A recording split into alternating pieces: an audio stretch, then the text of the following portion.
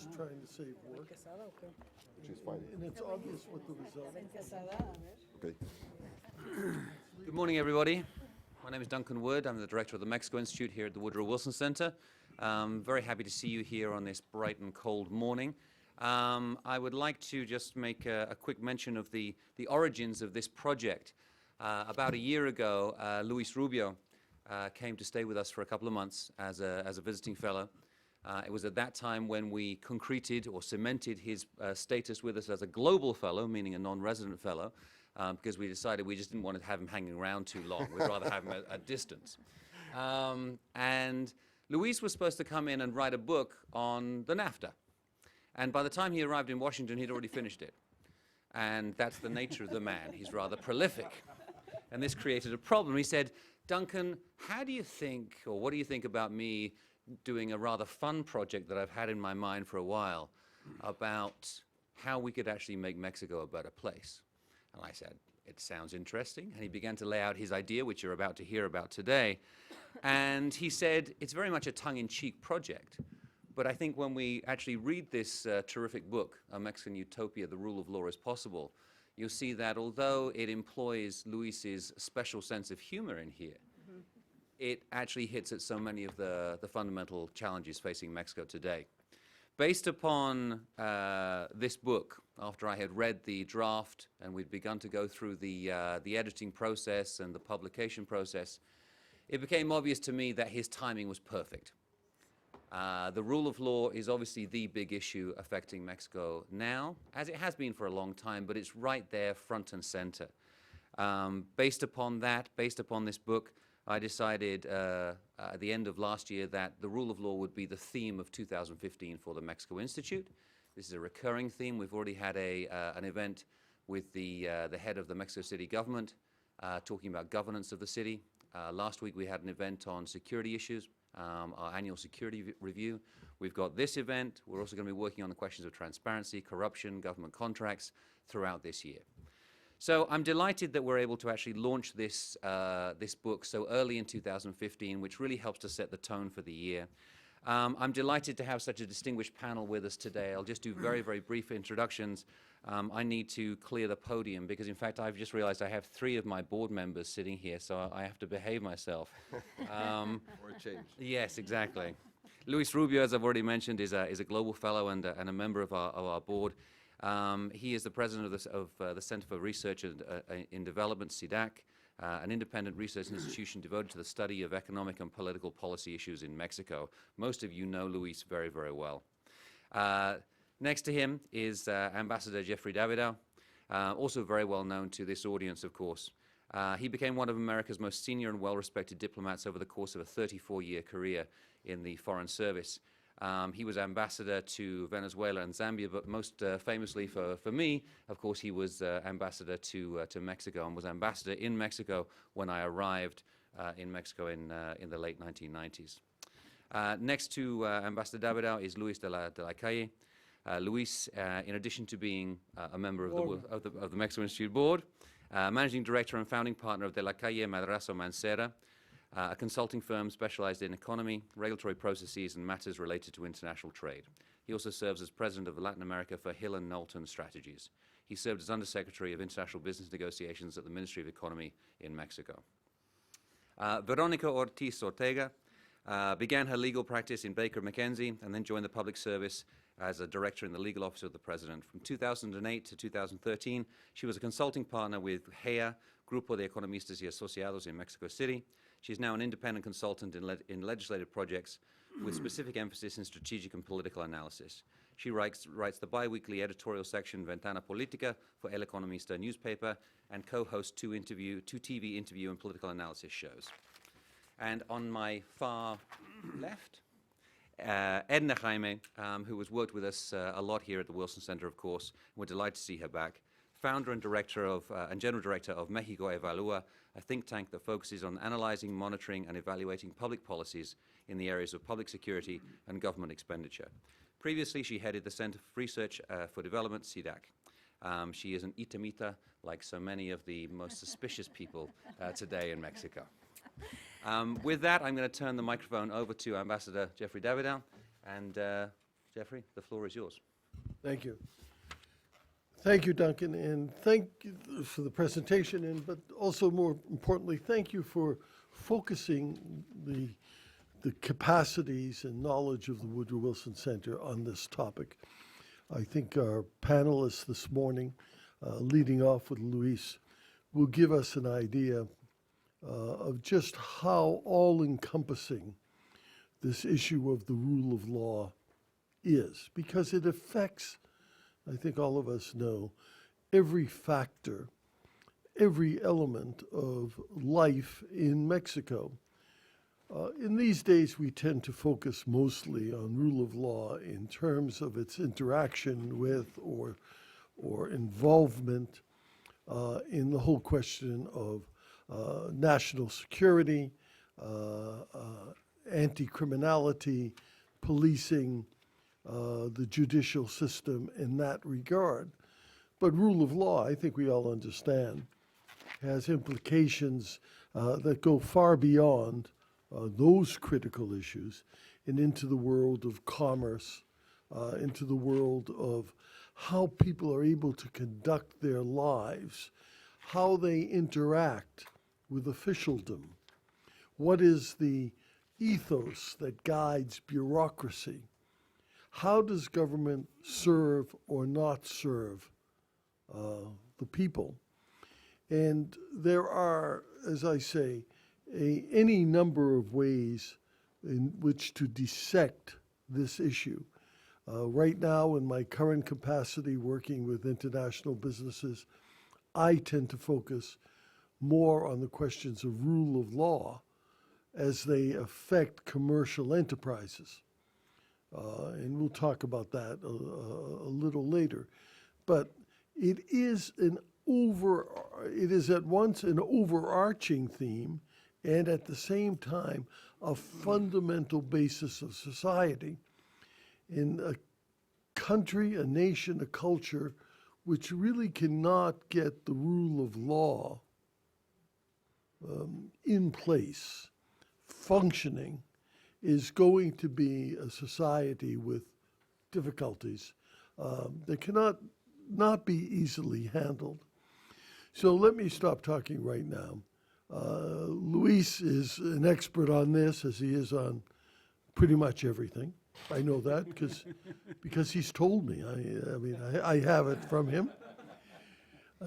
And in reality, you could not find anywhere a more humble and more brilliant person. Luis? Thank you, Jeff. I'd like to start by first thanking two sets of people that made this possible. Duncan Wood, certainly that bought into the project from the very beginning. Chris Wilson, Maria Mata, Oliver Azuara, and Andrew Seeley that helped along the process in different ways. And I want to thank the members of the panel, starting with Ambassador Davidau, Veronica Ortiz, Edna Jaime, and Luis de la Calle, who made the trip to be here today, and for your friendship. Thank you very much. Mexico is stuck, but it's not stuck in a conventional way, in the way that one traditionally thinks of it. Foreigners may be surprised by the current state of affairs, by the events of the last several months. But the only thing that I believe is awkward to Mexicans is the fact that somebody is taking notice. Mexico's fundamental problem, from my perspective, is not drug security, corruption. I believe that the crucial deficit in Mexico is government capacity. It's Mexico's system of government that is ancestral, that is patrimonialist, that is geared to serving the needs of the political class more than the development of the country or the citizenship or whatever other definition one wants to use. It is not, and it has never been, a modern system of governance, and therefore that's at the core the explanation why there is no rule of law. Surely many things have advanced. Some institutions have taken root, and many parts of society, government, and the economy work fairly well, some exceptionally well, NAFTA was a critical breaking point, was crucial as a means to advance in many, if not all fronts that do work well in Mexico. The economy is an obvious example. We have an amazingly modern, competitive, thriving export sector, and we have a laggard industrial sector, and those two are perfectly definable segments of Mexican society, of the Mexico's economy, that contrast with each other. But the point is that that Mexico has not and could not address and solve issues and problems that lie well beyond the mandate that the traditional system has provided, and hence the reason for this book. So I'd like to do three things in the few minutes that I have. First, sort of a bird's eye view of what the issues are as I see them today. Second, why the book? And third, what is it that the book proposes? And in other words, what's the nature of the utopia that led to the title of the book? I started by mentioning state capacity. By this I mean the most fundamental role of government, from security to education to infrastructure, the things that any government has to perform and that Mexico's government typically performs really badly. There are reasons why some of these issues worked well several decades ago, and they no longer do so. But at the core, the issue, I believe, is an ineffective system of government. I dare say that it's prehistoric in its structure. I've already described that. And the second is that without even the least sense of institutionality, it is a system of cliques. It is a system of groups that typically work with each other and abhor and limit the possibility of others participating in the system. So the system of government that was built in the 1930s after the revolution and that was developed to maintain power and serve the interests of the victors is the one that still basically is in place today. It was never conceived to be a modern system of government geared to the people or responsive to it. As an example, security was not maintained thanks to an efficient system of police or judiciary, but thanks to a well-oiled coercive apparatus that threatened everybody, thus securing a reasonable degree of peace. More to the point, the problem then and now is not corruption. The problem, rather the symptom, is that corruption is not an exception, but historically the glue that held the system together. Whether it still fulfills that function is an open question that Mexicans have to address one day or another. The point of corruption was that it was a promise of access to power or access to corruption, or both. That was the means through which allegiance and loyalty to the system, to the incumbent, was secured. Whether it still works again is debatable, but the structure of incentives is such that both PAN and PRD fell into the same hole when they were in government, in different levels of government. And part of Mexico's problem today is that it has no opposition because everybody is now seen as participating in the same problem or part of the problem.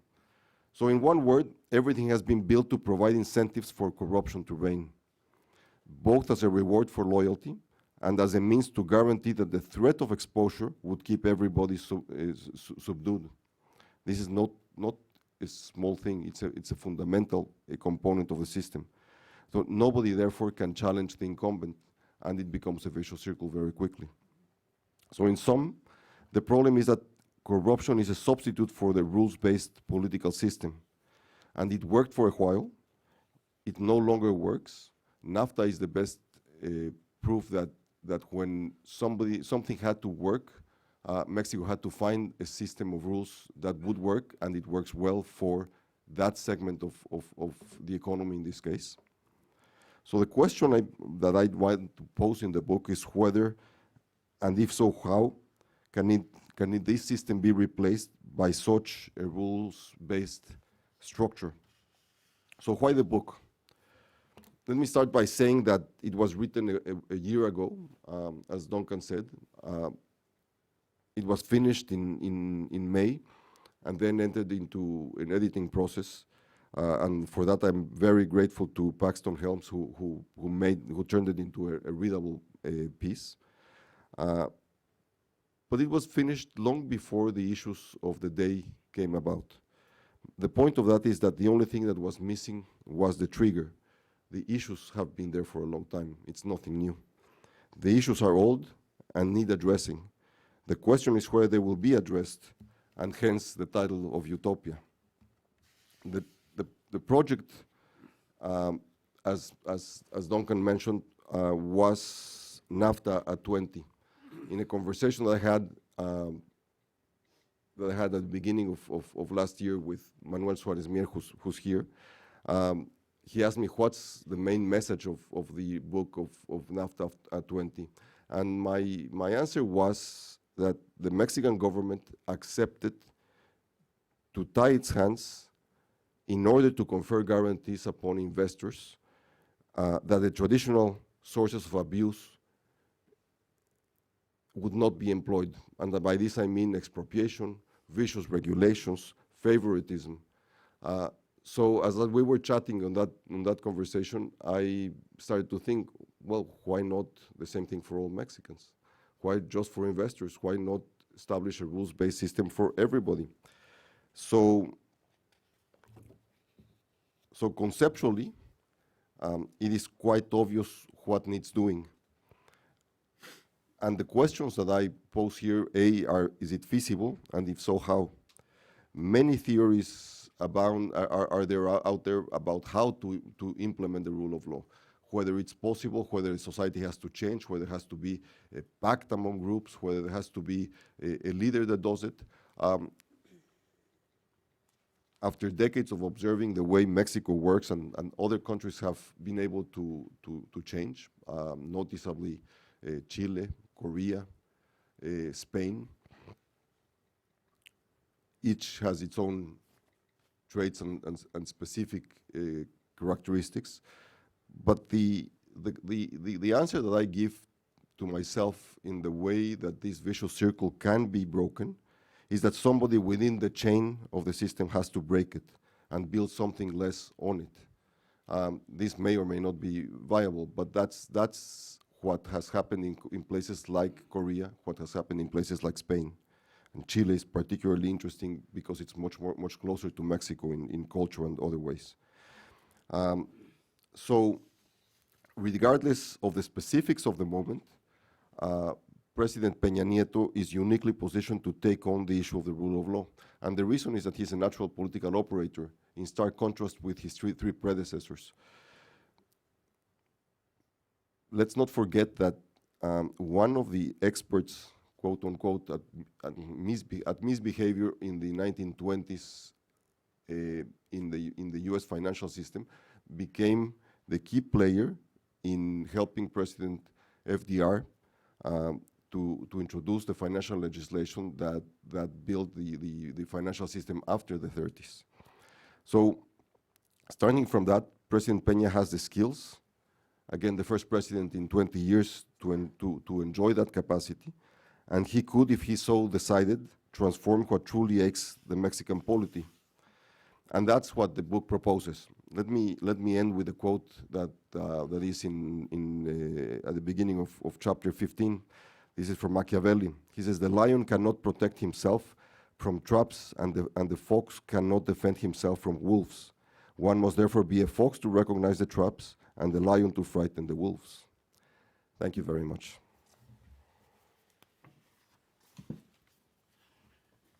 Thank you, Luis. I think the individual that you were referring to when you talked about how one of the more questionable people on Wall Street became the first director of the Security and Exchange Commission is, of course, Joseph Kennedy, the father, whose sons did pretty well for themselves and for us as a country. Why don't we just go down? I think each of our panelists has a unique perspective on these issues. Well, why don't we begin with Edna? Thank you very much, Jeff. It is a pleasure to me to be here with you, my friends of Woodrow Wilson, Andrew Duncan, to comment this extraordinary work by my good friend and boss, Luis Rubio. This book comes out at the right time for Mexico.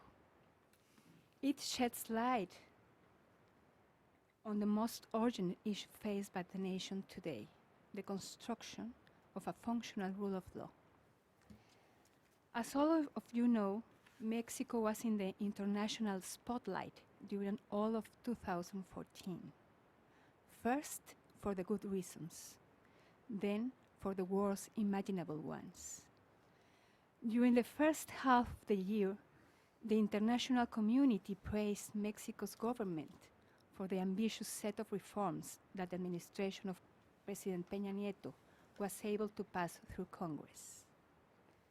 Some American observers said that Mexico was setting an example of a well-functioning democracy, as Congress here in the US has been consistently blocking President Obama's major initiatives. Time magazine even went so far as to hail President Peña Nieto as the savior of Mexico on its cover. But as an Shakespearean play, the stars changed its alignment. Mexico suffered a radical twist of fate in the second half of the past year. In September, news broke that an army unit had conducted a massive illegal execution of more than 20 people in Tlatlaya, in the state of Mexico. Then, the gruesome killing and kidnapping of dozens of students in Iguala in the southern state of Guerrero made the headlines. The nation stood in horror as the plot was unveiled. A city mayor was in control or was part of a violent, organized crime gang, which in turn had the control of the municipal police. The state governor apparently knew about this and did nothing. It was a textbook case of state capture, the institutions of government and law enforcement acting under the control of a criminal interest group. The nation was watching in despair the unfolding crisis, and just when the president's leadership was most necessary, the press revealed that President Peña Nieto's wife, as well as his right hand, the finance minister, had bought, received, or exchanged luxurious houses from a favorite government contractor. These murky agreements show, at best, a conflict of interest. At worst, they prove that something was rotten at every level of the government, from the mayor of an impoverished town in a forgotten corner of the country to the political leader of the nation. Was this a surprise? For those like us who have been analyzing the Mexican reality in the last years, it was not. People at CIDAC, at Mexico Evalúa, and every think tank, university, and research center in Mexico has been saying this for years. Luis himself has been emphasizing one and again that if Mexico wants to join the ranks of developed nations, it has to build an effective rule of law. And Luis Rubio makes this point again in this excellent book when he says that what has been lacking in Mexico is the institutionalization of power. As he correctly puts it, institutionalization is the development of a system of checks and balances that limit power abuse. In such a system, the president, public and private companies, banks, political parties, and every politician or elected official cannot abuse their power, and they are constrained by the rule of law. And I will quote a paragraph of Luis' book that says, "When checks and balances exist, every member of society knows what to expect, and more important, ends up recognizing that only society as a whole can achieve progress. The system wins when everybody wins, not when one actor alone can dictate its terms to others. Sounds like a fairy tale, but this is the essence of democracy. Now, the question is, what is needed to establish such a system in Mexico? For Luis, there are at least three possible ways. One, imposition, where a strong government imposes the rule of law and then the elites and society follow. This path is very unlikely in Mexico, Luis acknowledged.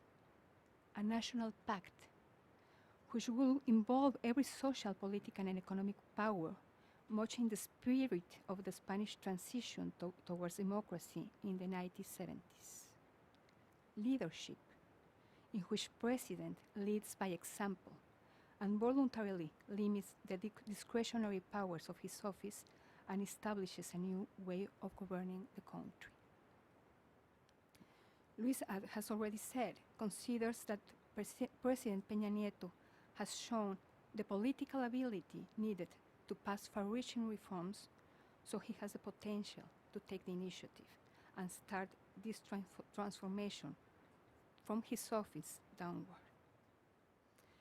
I agree with Luis that such a pact and leadership is not only necessary, but also urgent. But his arguments begs the question, is such a radical change of course feasible in Peña's administration? In my view, the answer is no. We haven't seen any movement in that right direction.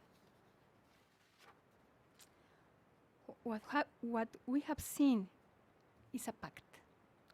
And I'm not referring to Pacto for Mexico, but to the other side of the coin. Instead of a virtuous pact that Luis proposes, we have had a pact aimed to defend the status quo, at least in the political realm. The evidence for me is clear. The government has tried from the beginning of its term to re-centralize its economic and political powers via higher taxation, new regulatory entities, political control by the president, and the subordination of state governors. A lack of commitment to transparency and accountability as proven by the president's reaction or lack of reaction to the recent conflict interest scandals. And a weak opposition which has neither the incentives nor the willingness to stand up to the government and promote an agenda of institutional transformation. So what can be done?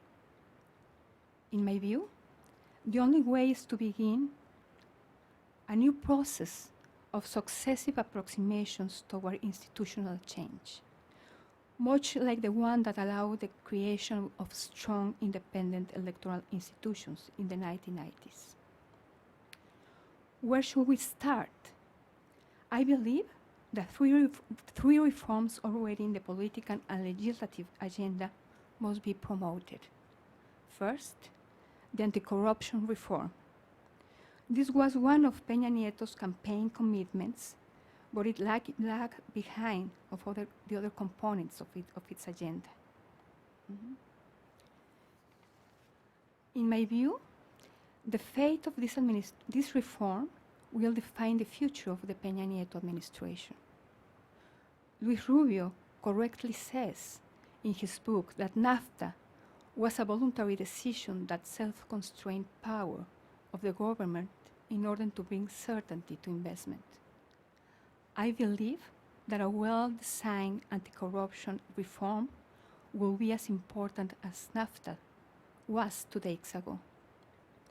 I think it will save the administration from failure, and it will lure investors now wary because of corruption scandals. Second, the transparency reform. In order to reinforce the anti-corruption system, Mexico will need very good transparency laws that promote real accountability. The temptation to dilute the constitutional reform passed in the last year is present. Third, but not less important, is the criminal justice reform. This reform was approved in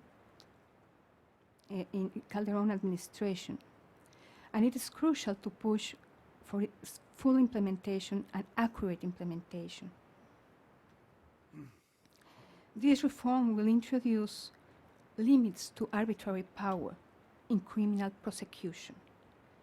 It was a very potent instrument for the authoritarian regime, a central part of its control mechanisms. And I have said before, these reforms need to be rescued from a lukewarm and hesitant implementation process. In conclusion, Luis Rubio is right. Mexico cannot keep itself in the schizophrenic reality of having a modern, open, globalized economy combined with a semi-authoritarian, corrupt, and abusive political institutions. The emergence of a lead-by-example change, where the president and his government take the front line and voluntarily limit their power to negotiate a pact and the political elite, is very unlikely.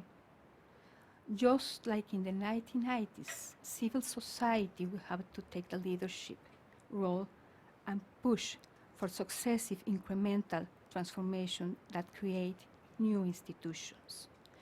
The role of think tanks at academia will be crucial to keep the public engaged in this discussion. Quite a challenge in a social context of discontent and disappointment with politics and democracy. Thank you very much for your book, Luis. Mexico needs it. Mexico needs an utopia to be realized. Thank you. Thank you, Edna. Veronica? Yes, thank you, Jeffrey.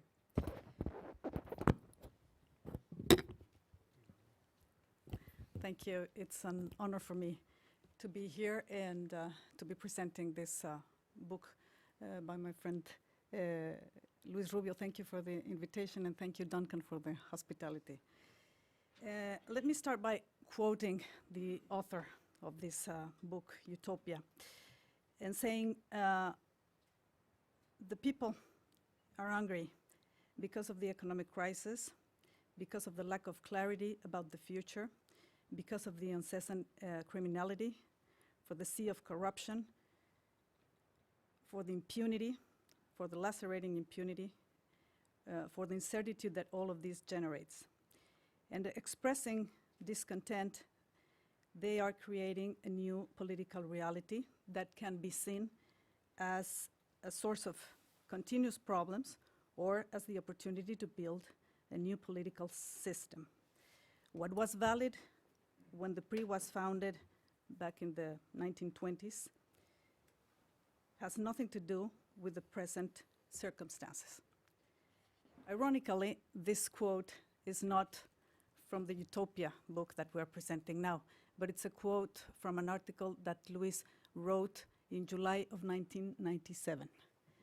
That was exactly when the midterm election, when the PRI lost the majority in government, and it inaugurated the era of the divided government. And we are now in the process or in the verge of a new midterm election where not only the PRI relative majority, not the absolute majority, but the relative majority of the PRI is now in doubt, coming in June. But there's a lot more at stake this time. What is incredible is to see that what Luis wrote 18 years ago could be subscribed exactly today. And I say much more is at stake because what happened, particularly after the events of Ayotzinapa that Luis was and Edna was narrating, unveiled the degree of public corruption and the lacerating absence of the rule of law that we still live in. So how did we get here? Edna was commenting on all the praise the new government got. It was called the Mexico moment. And back last week, there was a devastating article by The Economist talking about the Mexican morass. So how did we go from the Mexico moment to the Mexican morass? How did we get here? 2 years of unprecedented political consensus. We started by that, and we started by a correct reading of the divided government again, which was the result of the 2012 election. The PRI coming back to power, but with a divided Congress. This correct reading of the reality made, in a very acute political sense, an ability by the president make the political consensus possible, and the Pacto por Mexico was signed.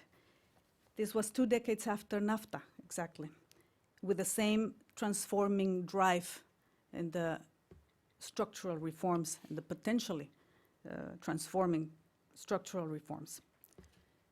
That was completed, and it is not trivial. 2 decades had passed without the structural reforms, without the ability of having the structural reforms approved. But now implementation is the name of the game.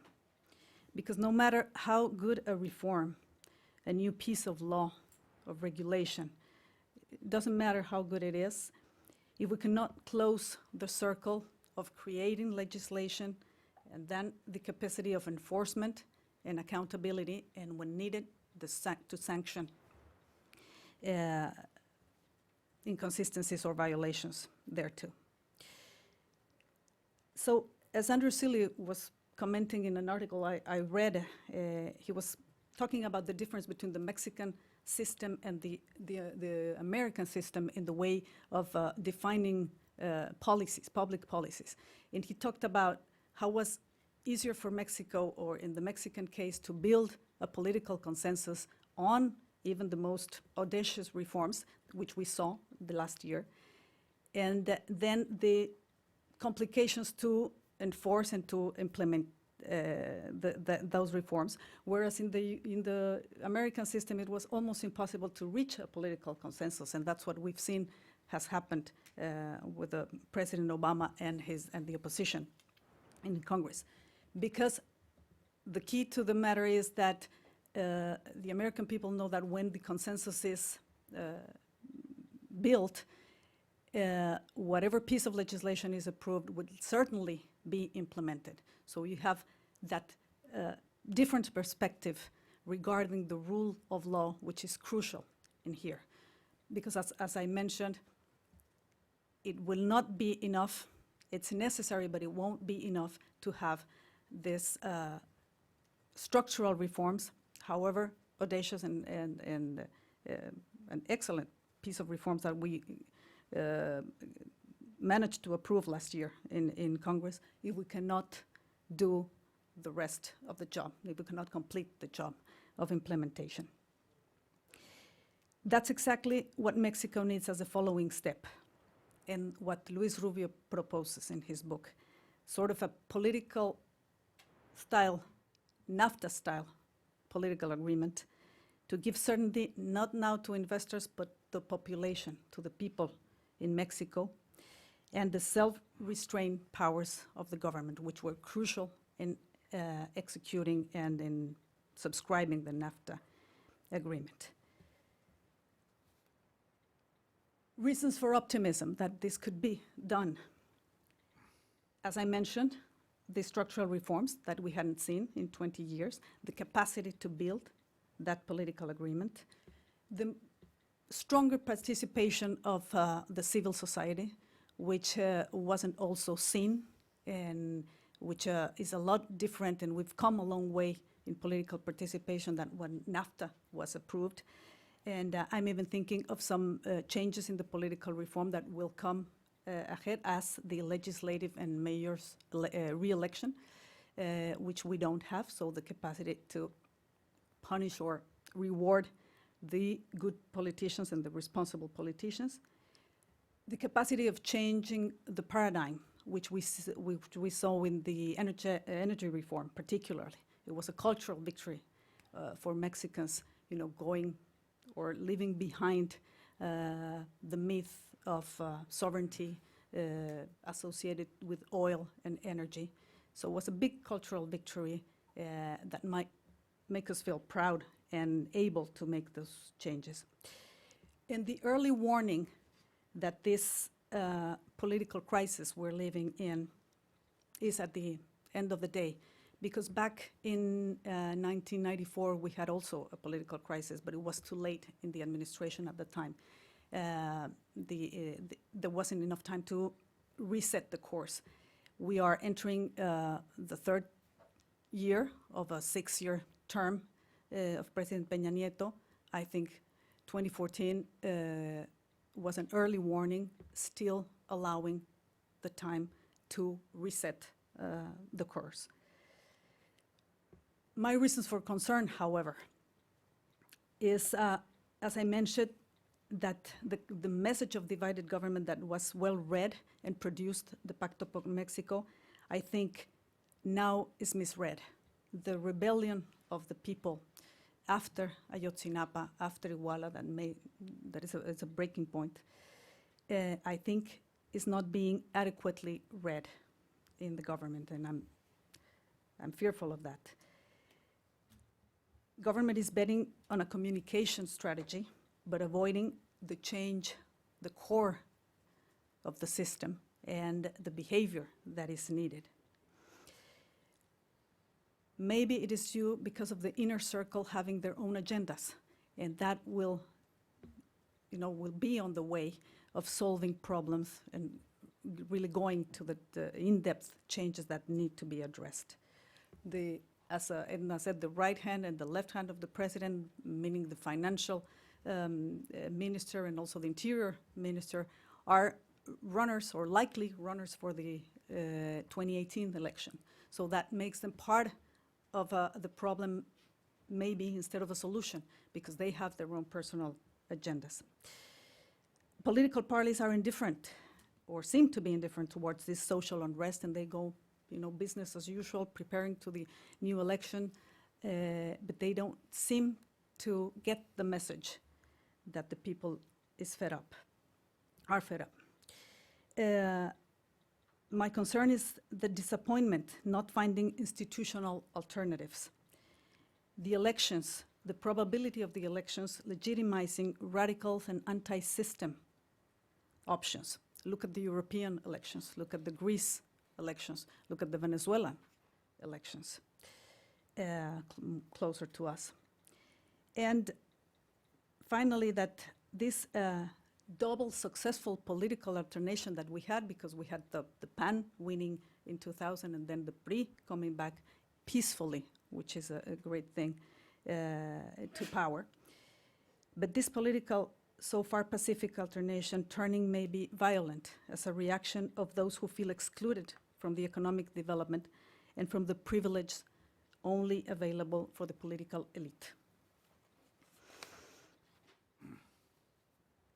And we cannot then forget the parallelism that I often see between 1994 and 2014. The major economic reforms, NAFTA and at that time, and the structural reforms here, overshadowed at the end by a political crisis and personal scandals. 1994 did not end well and pushed us to the biggest financial and economic crisis of 1995. But at the center of it all, there was a leadership, a moral crisis. And those risks are present now. Let me end with a final note on Roman law and the way to exercise power in the res publica, the republic. There are two principles for the fundamental for the exercise of power that were in the Roman law. Potestas and autoritas. Potestas being the executive power, the enforcement power, even the coercion power. Autoritas being the moral authority, the leadership, the respect, the social respect. You need both to rule. Too much potestas and you'll be heading toward a more authoritarian dictatorship ruling. Too much authoritas, you'll have the social and moral respect, but limited capacity of enforcement. You need both, and you need a balance. Coming back to power, through legal and democratic elections in 2012, the PRI regained potestas that it had lost in 2000. The president gained also legitimacy, forging the political consensus, including all the political forces, and processing the Pacto por Mexico. But now, President Peña Nieto needs to regain his autoritas, his legitimacy to lead and to self-restrain the power he has, to show that compliance with the law starts at the top, and to go then from the Mexican morass to fulfill the Mexican utopia that Luis proposes. Thank you. Thank you, Veronica. Luis? Yeah, thank you, Jeffrey, for the introduction, and Duncan, of course, for the invitation. Andrew, pleasure to be back at the Wilson Center and to comment on a book by Luis Rubio. Luis Rubio is a good friend. Is in a way our conscience. We have a hard time, and he's an avid reader. We have a hard time keeping up with what he writes, let alone keeping up with what he reads. No, impossible. And he has this ability to translate things that he will read about Thailand into the Mexican experience, how we should adapt what happens in Thailand or Indonesia to the Mexican reality, which is very important because the problems that we have in Mexico and the process of development are not unique to us. And we tend to be navel gazers and try to look inside without taking into account what happens elsewhere.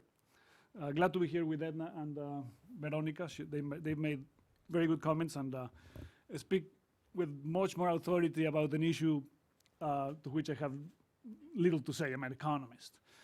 I've been at this table many times, and Manuel Suarez Mier will remember this 20 years ago or so, when we were trying to argue that the main benefit of the NAFTA was not whether we had a trade deficit or trade surplus. And when the debate was the US is losing because they have a trade deficit with Mexico, and Mexico is winning because we have trade surplus. And we used to tell them, listen, that's not what NAFTA is about. What NAFTA is about is a collection of rules that do not change. It's like wearing a suit that doesn't quite fit Mexicans, no?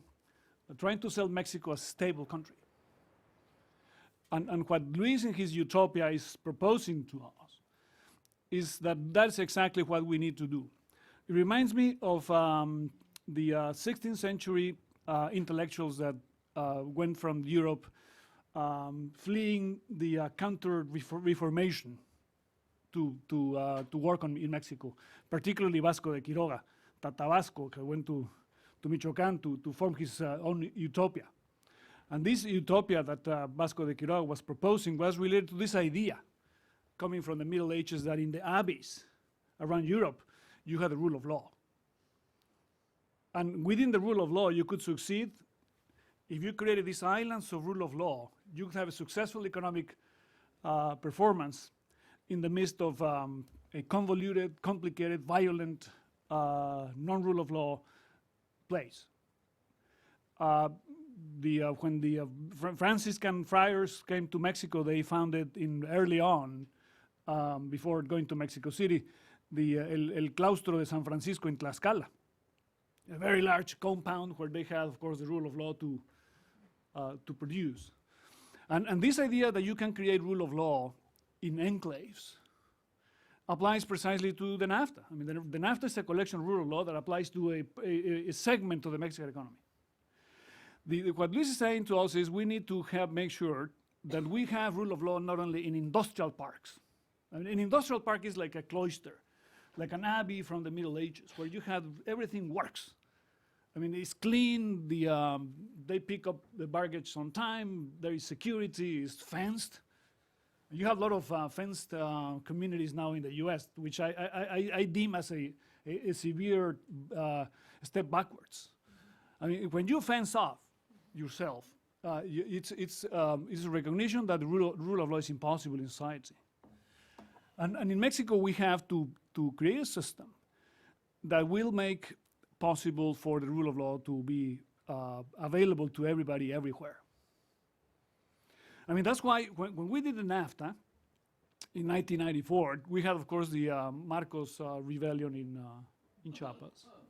Marcos was right in many of his diagnoses, and in some of his solutions too, that we are now seeing today.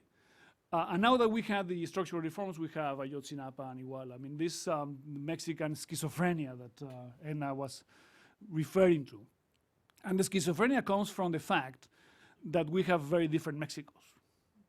And the challenge is how to create a system that will make Mexico more uniform in terms of respecting the rules and the rights of people. It's a process. It's a process, and it's going to take a long time. Those of you that are waiting for Mexico will become a rule of law country in a New York minute will be sorely disappointed. It has taken a long time in Europe, 3 centuries. Has taken a long time in the US, and in Mexico will be much faster.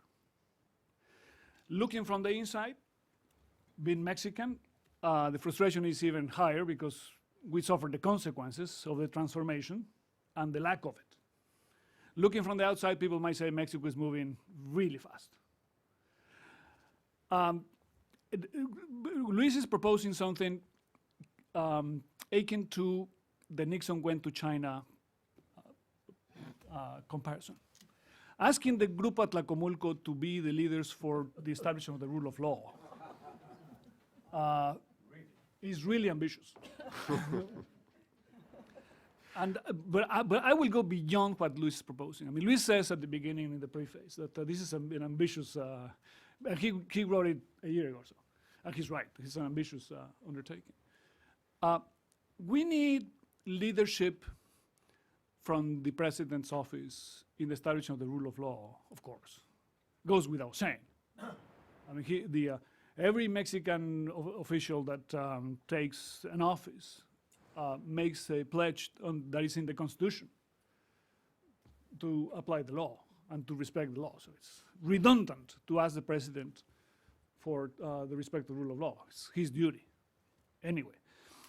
But I will go beyond. I mean, what we need, in fact, is the leadership from the president, not only for the rule of law, but for Mexico to emancipate from this idea that the future of the country depends on the president. I mean, this idea that the president of Mexico will save us. I mean, don't trust cover Time magazine or The Economist covers. I mean, The Economist forecast that the price of oil will go below $5. The wiki began to climb to 100. So what will save Mexico is the emancipation from this idea that the future depends on the government and the government leadership to change, to transform the country. We don't need a consensus. I mean, we need a consensus that we should respect the law. But I mean, we don't need to have a unified view of things so that we march all in a coordinated fashion towards development. Development is the consequence of an introspection. I mean, Luis mentions that you can do this through consensus, through a crisis, or through leadership. I will add something else, which is introspection. And the problem with introspection is when you look up in the mirror and you have a little more gray hair, 2 or 3 more kilos, wrinkles, you say, Jesus, this looks awful. What's going on? coming from an international trade background, of course, when you look at yourself up in a mirror and you see your weaknesses and your defects, you say, I mean, this is a loser. Well, of course, the key is not to find only how to solve your weaknesses, but to find your strengths. Because your comparative advantage is what will lead you to development. So the introspection the country needs is not only working on what's wrong, which we should, of course, do, but mostly to see what we are good at, so that people can, on their own, build a successful country. And we need to do that everywhere, not only in some segments of society, because we have a compound that is fenced, or an industrial park that is run as if you were in Switzerland, or international trade disciplines that apply to international trade policies based on principles more than interest to the entire country. We need not only for that purpose institutions that will allow the fulfillment of contracts, the collection of taxes, the administration of justice, which all those things are, as Luis says, very important. But as Edmund Phelps in his new book, MASH Flourishing, argues strongly, you need also an economic culture that will allow people to do what they do best. The utopia is trusting Mexicans. Mexicans are, and Miriam Gerade and myself wrote 2 articles about this based on the national survey on values in Este País 2-3 years ago. Mexicans are more modern than their politicians. Much more. And Mexicans are much more modern than Mexican elites in terms of respecting the rule of law, having a trust that things can be changed. Luis has a phrase saying that there is most people believe that progress is impossible. I don't believe that's the case. You might hear people say that in a particular situation because they feel frustrated or, I mean, the news have been awful. But they know, when you ask, how are your children doing? They will tell you they are going to university, or they are in New York, or they're in Mexico City, and they are progressing. The key to the success is, of course, to have a system so that people can have more interaction, more exchange, more opportunity, and for that they need a system of laws that will respect the rights, particularly the property rights. It's politically incorrect to say, and I think Vicente Fox made a huge mistake. In the year 2000, when he took over the president, he should have said, we in Mexico have not respected property rights, but now we have a different government and we will. And I'm not saying private property rights. I'm saying property rights, be them public, communal, or private. Because if we don't protect property rights, then the incentive people have to work hard and to earn a living disappears. I mean, if you work very hard and then you take the metro and they mug you and they take your monthly take-home pay from you, you stop doing it. If you are successful and they kidnap your brother for extortion, you stop doing it. If you open a little store and there is extortion from, no, losetas. The extorsion comes from the police. Sometimes losetas are cheaper than the police and more effective. They collect earlier. Then, I mean, the incentives to succeed are inexistent. So the question is, I mean, how can we transform the country in such a way that we'll have the rule of law not in segments of the society, but I mean for the society at large? I think there are several things that need to be done, and Luis discusses many of them. The first one, I think, is to get rid of this excuse that is called el complejo de la impertenencia, from Agustín Basabe. No impertinencia, pero impertenencia. Pertenencia means to belong. So it's the complex of not belonging. People say the original Indian communities in Mexico do not have to comply with the law because the law was imposed by the colonial power. Then foreigners working in Mexico say, be them migration from the 19th century, early 20th centuries, or multinationals, everybody in Mexico is corrupt. If I'm not corrupt, I cannot function, therefore it's not my fault. I do it because everybody does it, because I don't belong. The upper classes say the same thing. This is a collection of people that do not respect the law. I won't either. The PAN, unfortunately, and Josefina is here, did the same mistake. When they came into power, they thought that they had to behave as PRI, and they did. But the fact is they didn't have to do it. And they did a tremendous disservice to the Mexican democracy by mimicking the practices for which they were elected to close. And now we have the Nixon went to China thing that we're asking the PRI to do what the PAN did not know or did not want to do because there was so much money in politics that the cost-benefit analysis was it's better to behave like PRI to get a slice of that very huge pie. In an article that I published today in El Universal in Mexico City, I mentioned that the fall in the oil prices is a blessing for Mexico because it will make less attractive to be a politician.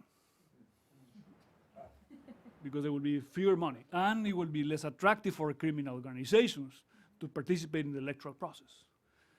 And I think that what President is going to announce, everybody knows because the cabinet meeting was leaked to the media yesterday, that they are going to cut spending before the IMF and Wall Street analysts demand Mexico to do it because of falling oil prices is very good news because it means that the government has a clear view that with lower oil prices we have to tighten our belts a little. We've done it before and it works and it will have very positive effects elsewhere. So this idea that we don't belong, this idea that people in Guerrero might say, or people in Mexico City might say, Guerrero is not part of Mexico. So it doesn't matter much if Guerrero doesn't succeed. Because I can go to Acapulco anyway, and the rest of Guerrero doesn't really. This idea that we are going to lose investment because Iguala and Ayotzinapa is completely false. Nobody was thinking about investing in Iguala. But that is precisely the problem. I was in a conference the other day and somebody asked a rhetorical question, what can North America do to help Guerrero? And chicken tongue, I said, consume less heroin to begin with. But we have to do more. We have to assume Guerrero as part of Mexico, that belongs, that we are in Guerrero, and that we need to have a system to trust people in Guerrero that they will build their own future. It's not that we are going to create the conditions for them to thrive. This idea, this utopia that Mexicans have, that the president will save Mexico, reminds me of this phrase that Mexicans have, I'll do well when Mexico does well. It's madness. It's absolute madness. It's the reverse, of course.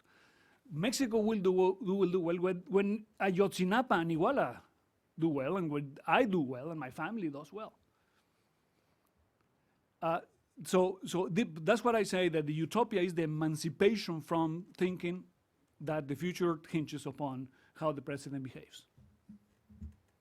So let the president take the leadership for the implementation of the rule of law, which is very important. And as Veronica was saying, he has 4 years to do it.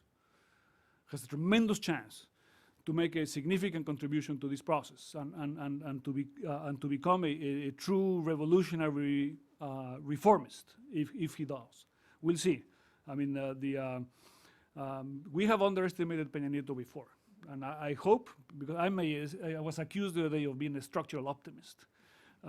The guy meant it as an insult, and I took it as a compliment.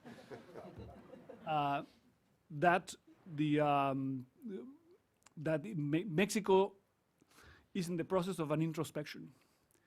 When other countries went through the introspection, they did it in their own privacies. Well, in the day and age of social media, and the number of foreign correspondents in Mexico City, we have more correspondents than any other capital in the world except Brussels, which I see as a very positive. Means that we are doing introspection in a crystal ball. I mean, like, no, with everybody is looking, which is I think is very good. I don't mind negative coverage about Mexico, and I don't mind. I mean, this idea of the Mexican moment, I think is bad. We don't want moments. We don't want flashpans. Development is a process that it takes a long time, and we need to keep the ball in that sense. So the utopia, I think, is that Mexican elites trust Mexicans. And the best way to do that is through the electoral process and through convincing. I mean, people are saying that we might not have elections in Guerrero. That's why the teachers' union wants. And the teachers' union wants that because they want to control the $1 billion education budget for the state of Guerrero. That's it. This is just money. That's what the union wants, and that's why you have all these demonstrations. The Ayotzinapa for them is just an excuse to go after this money. The only way to save Guerrero is to encourage people from Guerrero to vote, and then to become creative and do things right. Carlos Gaitan is the chef from Mexique in Chicago that Josefina knows very well. He's from the High Sierras in Guerrero. He opened one of the most successful restaurants in Chicago, and not in Acapulco. Well, the question is what can we do so that Guerrerenses create their own future by investing and opening those restaurants in Acapulco and not in Chicago? And I think that is the utopia. But that utopia hinges upon trusting what Mexicans can do on their own, not relying on what the president might do for us. Thank you.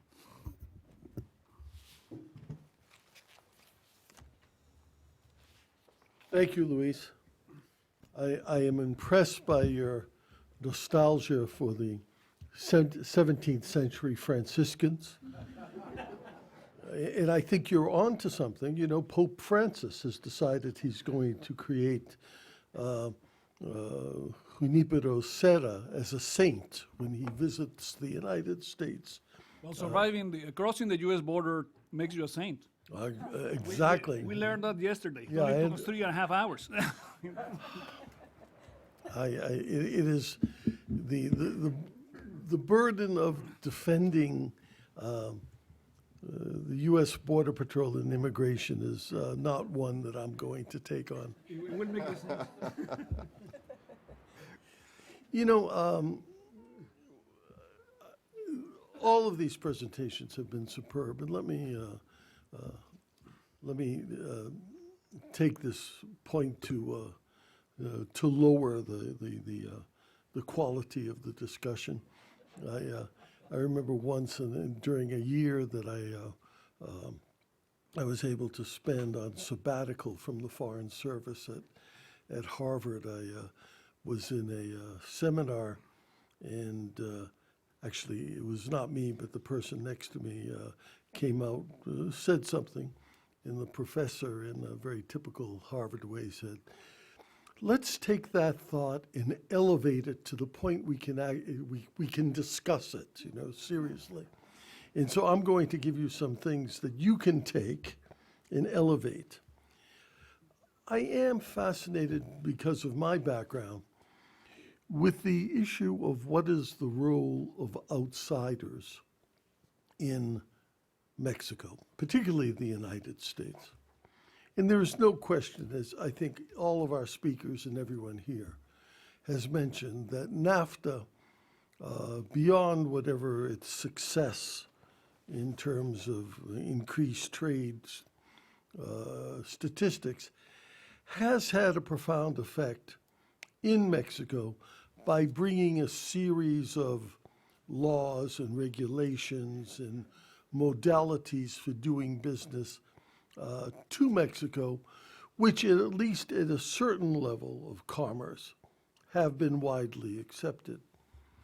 I have no doubt that this is going to be repeated now with the opening of the oil sector, in that as companies bid in Mexico and begin operating there, especially because so many of them will be involved in joint ventures with Pemex. I think, and I'm not defending big oil, but I think so many of the practices, the good business practices of international oil companies will be transferred to that very important sector of the Mexican society or the Mexican economy.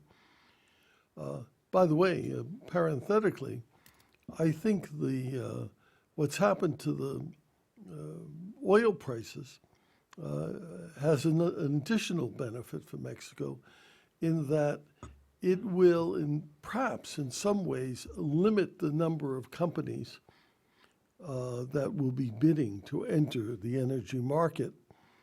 And again, I don't want to appear naive, but I do think Pemex and Mexico generally are probably better off having as partners large international oil companies with boards of directors and stockholders that will hold those companies to a higher level of probity than might be the case if one were to enter into business with, let's say, a national oil company, a state-owned oil company from a country that in itself does not demand that level of probity, let's say.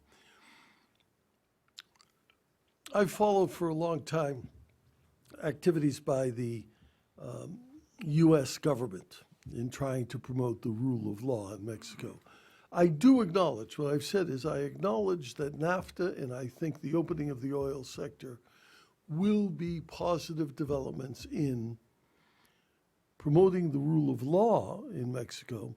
But the question is, will that extend beyond the confines of international commerce or the oil, the hydrocarbon sector? For years, the U.S. government, through its aid programs, has promoted the rule of law. The number of seminars, the number of contractors, the number of programs has been truly striking. And to my perspective, not particularly successful. And this is not just the case in Mexico, but pretty much anywhere that the United States or other countries try to, even with the greatest sensitivity, impose new modalities. So I think my first question, and to get the conversation started, and then we can move from there, would be to ask you, and you can answer very briefly, actually in one word, if you want, all of you, what is the appropriate role of the international community? And by the international community, I'm not only talking about the U.S. government, but organizations like the Woodrow Wilson Center. Are we just talking? Are we doing anything useful? Is there a prospect for something beneficial coming out of all of this verbiage and action? Luis? 3 words. Yeah. Be honest. Are you calling on the U.S. government, to be honest?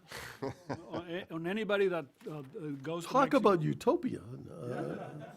No, okay. No, but I mean, what you were saying, I think is important. I mean, it's most Mexicans are willing and like to lead their lives in a legal way.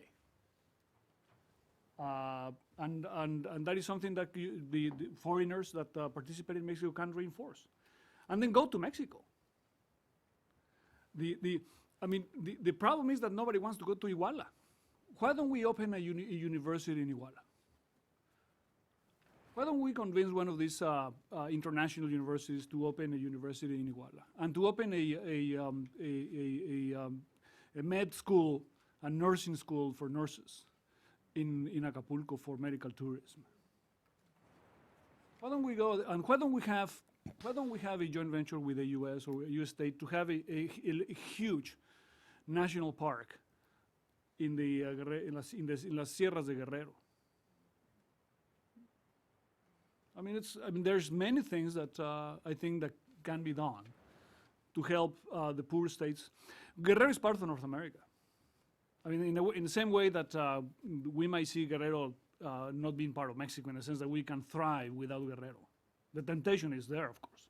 We can make Mexico, we can implement the education reform and be successful without implementing it in Guerrero. I mean, it will have a marginal impact in terms of average numbers, because in Guerrero we have maybe a million students. But it's unacceptable. Well, the same thing I think applies for the rest of North America, Canada and the US. I mean, we need a successful Guerrero. And investing in Guerrero can be of a tremendous help, even if the investment is small, but significant. Why don't we open a teaching school in Chilpancingo to compete with the Normal from Ayotzinapa?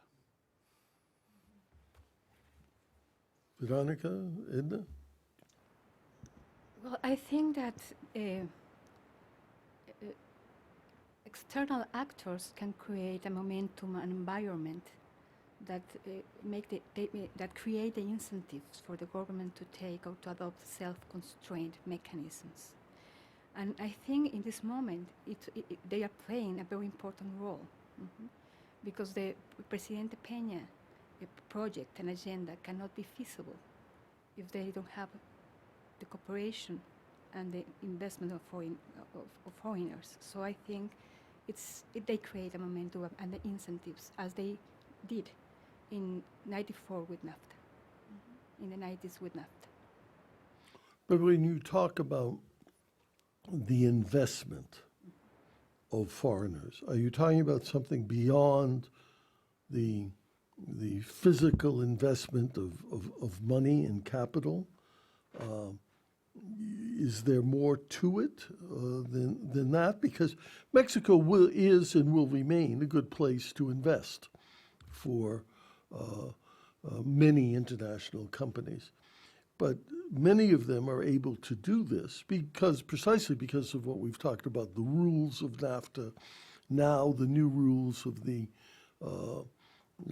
oil sector.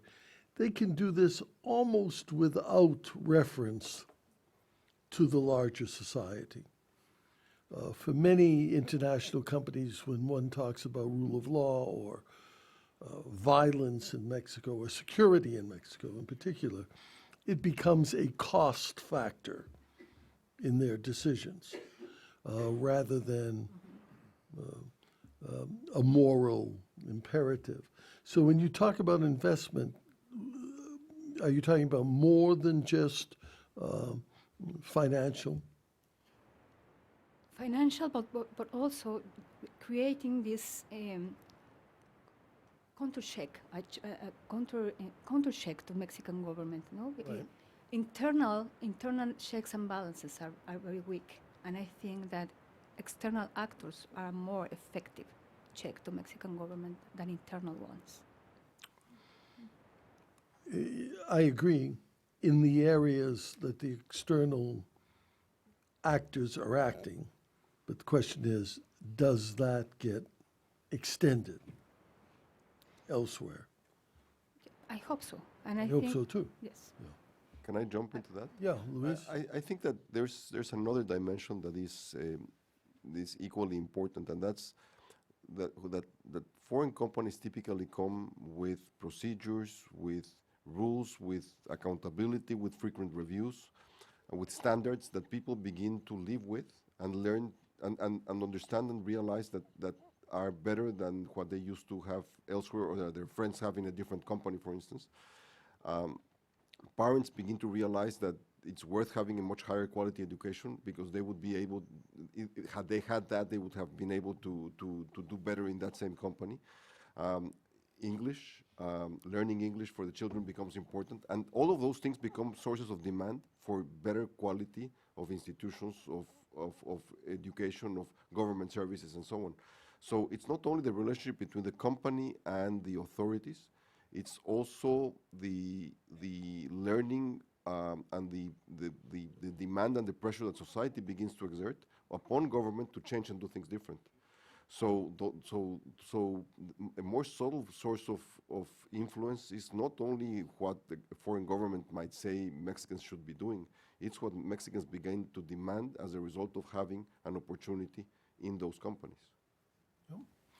I think that's important. Veronica, did you want to say something? Yes. I just wanted to maybe add what I think would be a good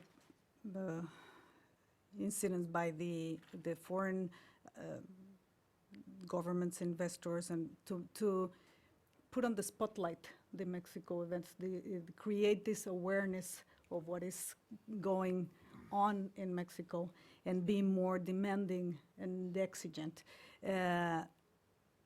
On the political spectrum, the examples, as I mentioned, are not very highlighting what happened in Europe and what happened now in Greece, and people getting tired of these restrictive policies and of economic crisis, and they're ousting their anger towards all the political spectrum. And so I think that's a very important issue. If the opposition parties in Mexico think that the political crisis, not economic crisis, but the weak economy recovery is only going to affect the PRI, I think they're making a mistake. It's going to affect and impact the whole political spectrum. And what the foreign companies or the foreign actors, even think tanks and institutions like this can do is to raise the exigence for the correct implementation of the reforms in terms of not losing this momentum. What we're seeing is that international events can modify the way the investment would come and go. Take the issue of Cuba, for instance. Maybe a lot of tourism would deviate now from the Mexican Caribbean to Cuba, not in the immediate term, but maybe in a reasonable term. From the investment point of view, or take another example, for instance, we had the public tender of the train canceled because of these political scandals, and the Chinese corporation didn't ask for compensation. They just said that, well, they would, again participate in a new tender when the public announcement was made. I don't know if that would have been the best option. What would have happened if they had demanded a compensation, if they had demanded the implementation of the law, if they had demanded to comply with what they were told, that it was a legal public tender. So I think to raise the demands on complying with the law, which happened with NAFTA, the rules that applied to everybody, would be the best thing to do as an outsider regarding Mexico. Fine. Let me just ask one other question. I think what I sense in all of your presentations and in Luis's very fine book is a feeling that maybe we are at a critical point in Mexico. Veronica, you just mentioned momentum, and we've talked about the moment and the actors. If we step back, and I'm just being a devil's advocate here, and if we look at the last 6 months in particular, what we have witnessed in Mexico is unfortunately not unique. We've seen in the past incidents of violence and barbarity equal to and beyond Iguala. We have seen violence coupled with political leadership at the state and municipal levels in the past. And we've certainly seen any number of scandals which call into question the honesty of public officials. So my question to all of you, and I'm hoping for a positive answer, is what's different now than 6 months ago, a year ago, 5 years ago, 10 years ago? Why do you think that this is the moment, Luis? Why do you think there's momentum that will not peter out? I think that the answer is less complicated than it might appear. The feeling that one gets in Mexico today is that we are at the end of a presidential term. In the typical era of crisis, the 1970s, 80s, when things began to peter out in a rotten form at the beginning of the last year or in some point in the last year, the only difference being is that there are 4 years for this administration. So either something is done or it is going to be really chaotic very quickly. So a president with 4 years to go has no choice but to do something. So obviously this cannot be something done only by the president, but he can be the trigger, simply on his own best interest. And that's the point. Rousseau had this idea that you can exchange your natural liberty for civil liberty.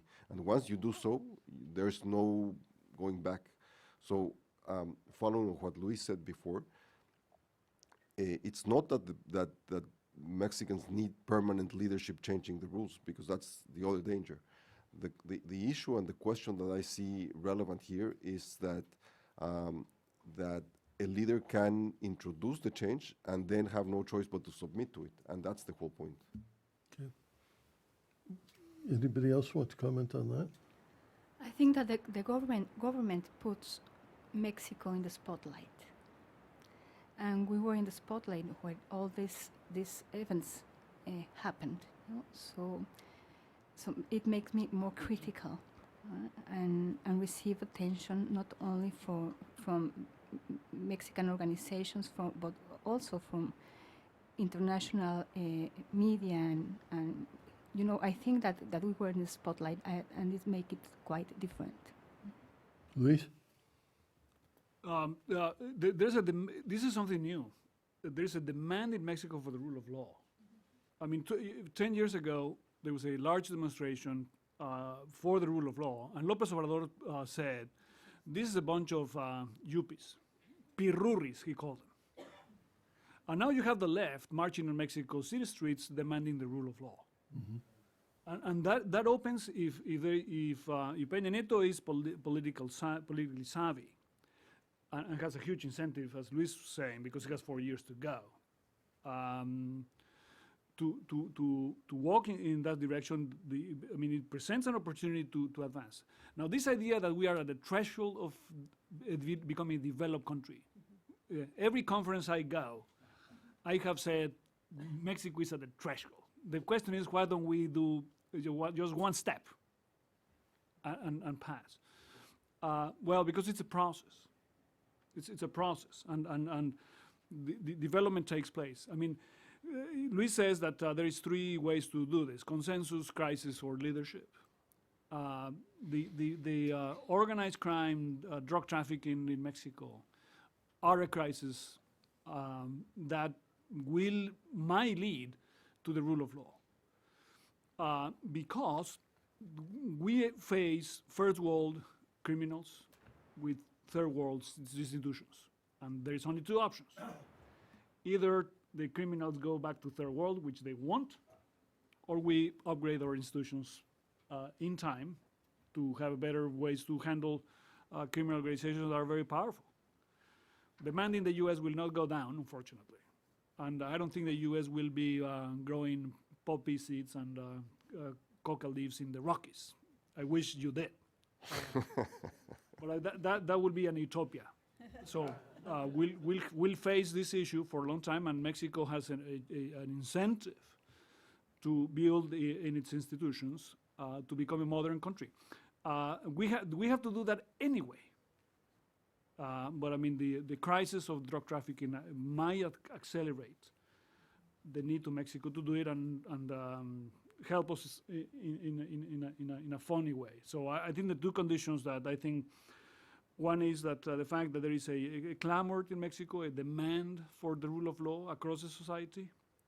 The fact that these things are being discussed here and in Mexico I mean, if you think this is critical, go to a Mexico City dinner. Right. I mean, Mexicans are much more critical than the foreign press. And I think that's very good news, because it means that you have a vibrant society that wants change. And how do we translate that into the democratic process? Well, mostly through participation. But we'll see. I mean, we'll see how things turn out in a midterm election. But, so that will See. Veronica, do you want to say something on this topic? Or? No, just along the lines of Luis, I think if there was a concern back in 2012 about the capacity of the PRI to restore the old regime, the ancien regime, I think, well, for the better for Mexico, it is an idea that is absolutely impossible. And the main reason of that is because maybe the PRI, after all, didn't change that much. There was this question of if it was a new PRI or not. Maybe the PRI didn't change that much. Maybe even the way the political group of President Peña conceives power by centralizing again all the political decisions will do for the emergency time, when they had to confront with the disorganized decentralization process that was carried on by the PAN administrations. So they had to regain this control and hold of things. But that won't work in the long term. That would only explode with this fragmented power in governors, mayors, etc. But what the crisis now shows us is that there's no going backwards, and that is particularly due to the much more politicized and informed and demanding civil society. And I think that's something for the better, I guess. And as Luis was mentioning, this awareness and this clamor of the Mexican people that you can see is raising the exigence on the performance of the government and on the need for transformation. I don't think we can postpone this anymore without losing the whole democratic system, as Luis Rubio was mentioning. Starting the third year of the administration means that either you act and react, or you lose the whole term. And I don't think that is going to be the case. I'm to a structural optimist, and as Luis was saying, we underestimated the president before, and I'm just hoping that he reads the message as clear as the rest of the people are seeing it. We do have time for some questions, and do we have microphones? Okay, so when I call on you, please wait till you get the microphone, because it's important for people who are listening to this on in Mexico and elsewhere on webcasts. This gentleman, Richard. Thank you. Richard Downey from Delphi Strategic Consulting. Well, thank you very much for a wonderful discussion, and congratulations, Luis, for a terrific book at a great time. The thrust of the discussion up till now has really been primarily on civil society approaches to address the rule of law in Mexico. But Luis, you mentioned earlier that Enrique Peña Nieto he's the first president in 20 years to have the political skills that could do something about it, although Edna has said that, he hasn't. Last month, I was at a conference in Mexico when Monte Alejandro Rubio, the Commissioner of National Security in Mexico, said, President Peña Nieto's response to this issue in Iguala, Ayotzinapa, will define his presidency. And this is a very serious, important guy. And I took that to mean that we are going to take this. This government will, in fact, address this in a serious, effective way. And I wonder, just from the panelists, what are your thoughts on what Enrique Peña Nieto could or perhaps should do to address this issue, because it certainly does help when the president focuses on this. Thank you. Luis? Why don't we take 3 questions and then Oh, take 3, okay. Tony, did you have a question, since the microphone is right there? Thank you, Tony Placido. Thank you for a very informative presentation. My question is really about the impact of federalism.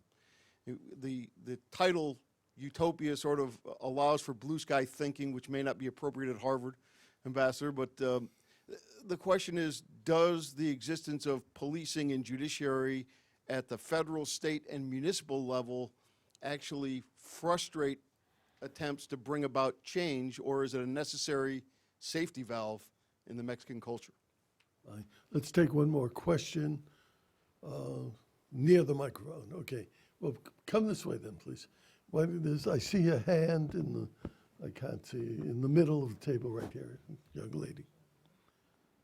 Lynn Hammergren, I think that the emphasis on accountability and separation of powers is important, but Luis Rubio said something very early on about institutions, and I think that I'd like a comment on what is going to be done to fix dysfunctional institutions like the police and like the courts at all levels. Because I think without that, and this is, I guess, the other half of the comment I'd like, accountability and in emphasizing accountability and separation of powers could actually make the problem worse. Because institutions simply will be incapable of doing anything except being accountable. Well, I think that there's a theme of sort in the 3 questions, which is, all right, this panel, not me, but this panel has done an excellent job outlining the dynamics of the issue. Specifically, if you were Peña Nieto and those who run the PRI, what specific steps would you argue for or take? In here, we're not just talking about accountability in its gross sense, but accountability in very specific manner. Luis, you want to begin? Yeah, one has to cut the cake from starting somewhere. Richard started with the issue of security. The oldest thing of this administration when it came into government in December 1st of 2012 was that they did not have a proposal for security. Their assumption was that simply making the government stronger and being more effective would fix the problem on its own. Then came Michoacán, just like it had with Calderón 6 years earlier. And the government's response was, on the one hand, very similar to Calderón's. He sent the army and the federal police, but he added a different component, which was typically pre-response, namely, he sent a politician to buy off everyone with a bag full of money to try to to pay off everyone, and then 2 years later, exactly a week ago, everything collapsed. While the army and the police are there, security has more or less come into being, but it's not sustainable, and that's what collapsed. It's not sustainable. Simply, the criminals are subdued because they don't want to face the army or the federal police. But eventually, nothing else works. And now there's, I think, a growing realization that a more structured solution needs to come into being. And the example of 2 or 3 different places that may not be repeatable, but are nonetheless examples, like Nuevo León, like Tijuana, like Ciudad Juárez, each different. Some started from society, others from government. The more attractive case from an institution perspective is Nuevo León, simply because there was a complete overhaul, a complete transformation of the police system. New people, new training, new rules. The guy who inspired this had been thinking about that for 20 years. And Nuevo León now has a modern police force. So it's doable. It's perfectly doable.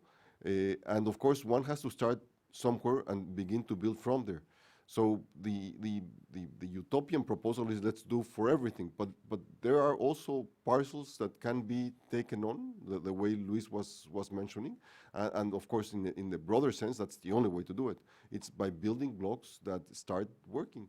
And Nuevo León now has basic security. It's not perfect, but it's a good example of what can be done. In the case of Tijuana and Ciudad Juárez, it's society that basically reacted and began to demand and build and propose and even fund some of these solutions. So maybe in Guerrero, all that is needed is for there to be just enough conditions that the federal government can create and help create, so that a broader societal response can be had. And there are any number of instruments that the federal government can provide for that to be possible, without the government being the solution in itself.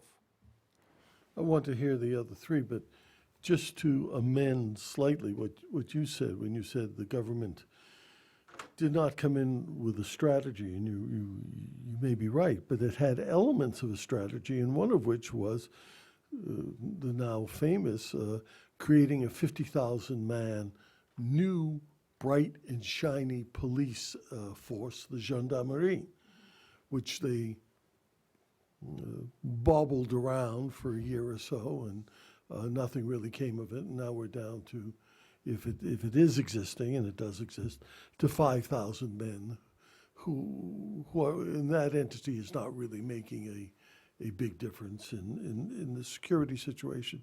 So there was a plan. The question has to be, why was it not implemented? I think it wasn't. It was. It was part of a plan. It was an answer. It was not a plan. They had little bits and pieces of different things without the solution. And the proposal from gendarmerie makes sense in what is called a unitary state, where it's not a federal government, a federal system of government. So Colombia could use that very well. Chile could use that very well, simply because the central government can send troops or police forces anywhere. But that's not the case. It wouldn't work in the States. Only the FBI can do something similar to that. It's not the local or state police forces or judicial systems. So it was a rather alien solution. So what they did was to simply add one more contingent to the federal police with the name of gendarmerie, but it's exactly the same as the rest of the federal police. Okay. Edna? I would like to add something. I agree with Luis, but I would like to take Luis de la Calle idea that we have to emancipate of the idea that the federal government is going to resolve our security problem. Mm-hmm. And someone asks about federalism. I think it's local responses is what it is needed. And the Woodrow Wilson Center has a very nice publication that documents how these local experiences are changing security from bottom up. So I think that part of the strategy is to emancipate of the idea that federal government is going to resolve the problem of security. what we have seen is a more centralization of decision making in security issues, and I think it's a problem, and it's not going to work. Veronica? I will add just on the issue of money and personal patrimonial status of the politicians. As we approach the election, there's an initiative that I find interesting to ask the candidates to disclose not only their patrimonial list, but their fiscal revenues, their IRS tax returns, and also their interests, conflict of interest declaration, which I think would give us a more complete picture of who we are electing. I agree that we should not expect everything to be done by the president. However, we could expect to have something not only in that sense from the candidates, but also from the sitting cabinet and not only the executive power and the president and his cabinet, but also at the legislative and at the judicial power. We could broaden this exigence of disclosing the personal assets and their personal potential conflict of interest, just to know. It wouldn't be retroactive or to punish particulars, but we don't want to have any more of this insulting, unexplainable wealth of the public servants, and I repeat, at all levels and at all powers of government.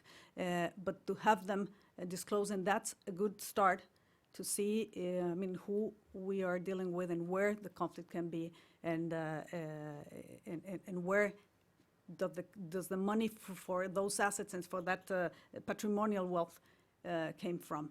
And to generalize that exigence, not only for the candidates, but for the sitting powers, would be a good start, I guess. Luis, very quickly. Yeah, very good questions. I think we need to work on many areas, but I will highlight only two. On the changes in the judiciary that are very important. There what we need to have is more transparency. If we had oral proceedings for Tlatlaya or Ayotzinapa, I think you would be in a better position to try to convince the Mexican public that about the facts, that if you have closed-door proceedings as we have today. Now, we're moving in that direction. We also need to convince the law schools in Mexico, top law schools, that they should prepare attorney generals and judges. The top schools in Mexico produce corporate lawyers, and therefore they are not top schools.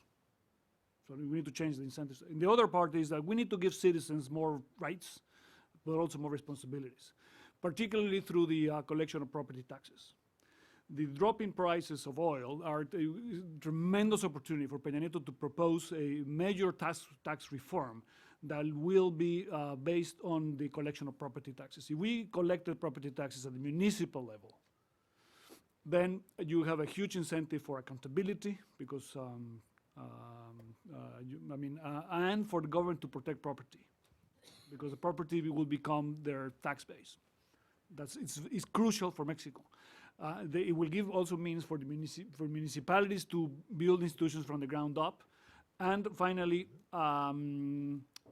you can have, through the federal pact, a system by which you can reward the collection of property taxes in poor municipalities, so that for every peso you collect, the government will put 5. And in wealthy neighborhoods, for every peso you collect, the government will give you 0. That is the way I think to do it. Okay, let me take just 2 more quick questions and give the panel an opportunity to sum up. Duncan has told me he's going to turn out the lights and turn off the heat, so we have to be very fair. Is there a microphone that can be brought down here? There's one there. Oh. Manuel Suarez Mier, American University. I'm very happy to hear this excellent panel, and I will read Luis' books, as I have read all of his writings in the past. As Luis de la Calle suggests, it's a full-time job to read Luis. I've been to many of these meetings, and this is particularly high quality, and I congratulate the Wilson Center and the people in the panel. And I'm very happy to hear that you are so optimistic, because some of us here are not. And to quote again The Economist, the evidence seems to point at the fact that they don't get that they don't get it. This is the really killing phrase of the article. And so far, we have no evidence that they have. I've been writing and praying and trying to They have not prod read it yet. the government to do it. But now, I have a question for you, Luis. It says that a former senior official said this phrase, they don't get it, that they don't get it. Who is it? If anyone knows, it's you. Okay, there's someone back there, that gentleman, and then we'll have to, I'm sorry. We'll just Hi. have- Go ahead, just, International Trade Cooperation. On the subject of corruption, Mexico has one of the biggest corrupted countries I've ever been. My wife's from there.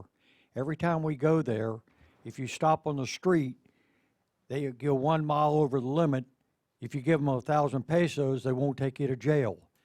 When the bus stops, the police get on the thing and want money. Where are they going to stop if the people in charge of corruption are collecting the money? When is it going to stop? okay, so in your final comments, if you could perhaps deal with this issue of corruption at the lowest level of public administration, and why the hell are you so optimistic?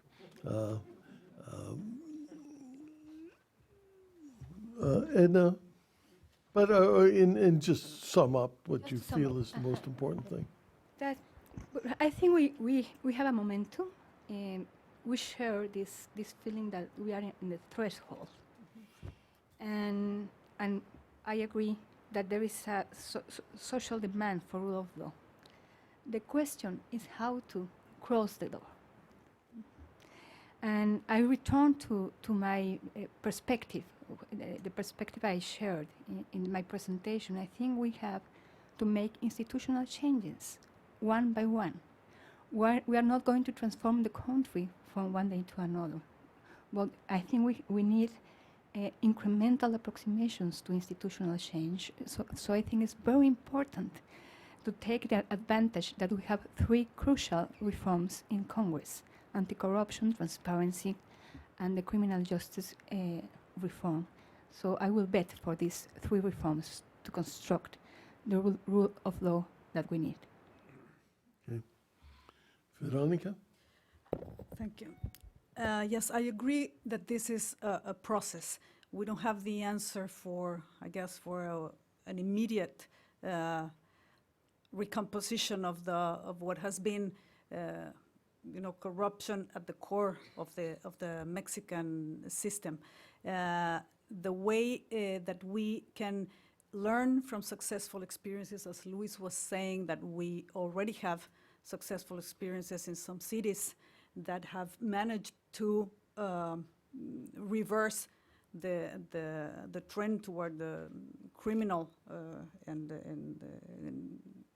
activities, and furthermore by the criminal activities by their own police and their own municipal authorities. I think it's very important because it sends a signal that things can be done. It is a long-term process.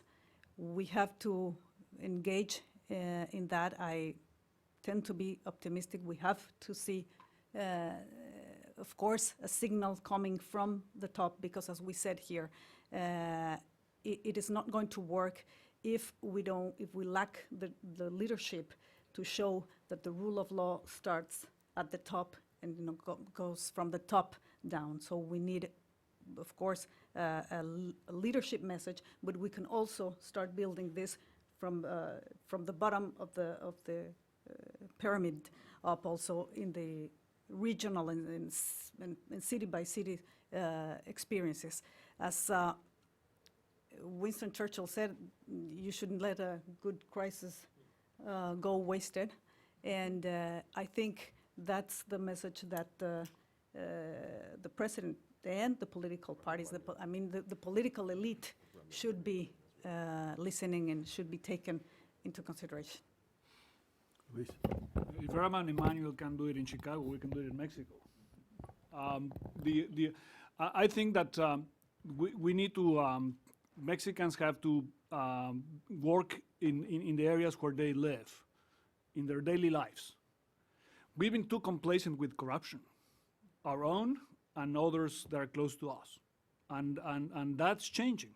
And we need to accelerate it. I reject this idea that Mexicans are culturally corrupt. It's more a matter of incentives. But we need to begin on our own. Do I stop in the red lights? Do I pay my taxes? And that movement is what is going to transform Mexico. It's not the president. I mean, if it's from the bottom up, and the participation of society that will transform the country. Luis Rubio is not a former official.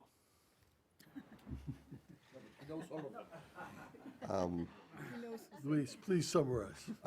Just very quickly, four statements. One is corruption. I think I have no doubt is a symptom, not a cause. And the issue is incentives. And Luis is totally right. When incentives are changed, things will change, because when Mexicans cross the border, they don't throw garbage out the window. They behave. They work by the rules and so on. It's not a cultural issue. Second, I do agree with Luis that Mexicans are much more advanced than their government.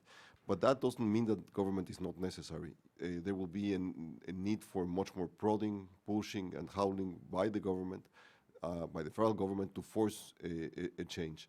Much of the change, however, will have to be felt and carried out by the municipal governments. That's where the issues of security, that's where the issues of basic rules are.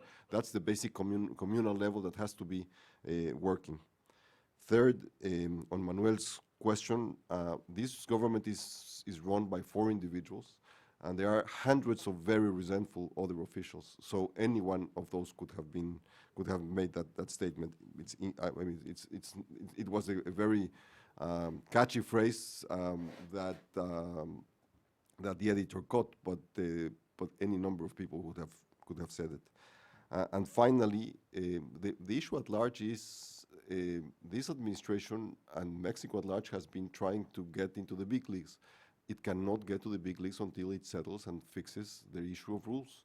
We've done it before with NAFTA. This is a matter of broadening it. It's building blocks, but it's with a purpose and with a sense of direction. And that's, I think, what has been lacking in this administration. Luis, thank you, and thank the panelists. While we've been sitting here just talking, Luis has written another book. I was watching him. Thank you all for coming. Once again, thank you, Duncan, and thank you to the Wilson Center.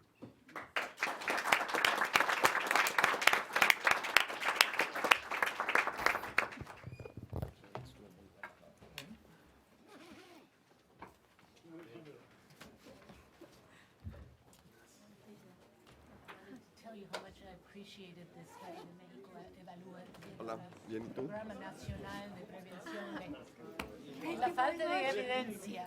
We are working on the second edition of Yeah. that,